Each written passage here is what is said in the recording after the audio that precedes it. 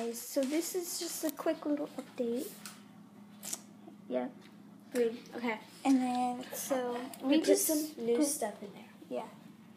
And okay, so in Savannah's we put in this glow in the dark Moshi monster that I got off of and Amazon. also from our last video, you guys might have heard about the scale coming off on top of her head.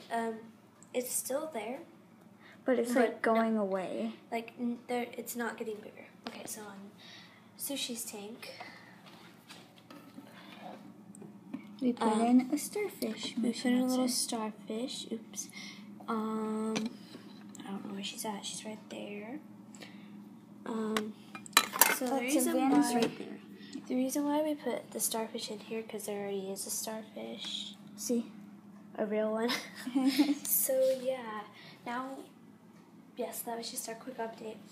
And if it gets worse with her, we will tell you guys. So yeah, see you guys later.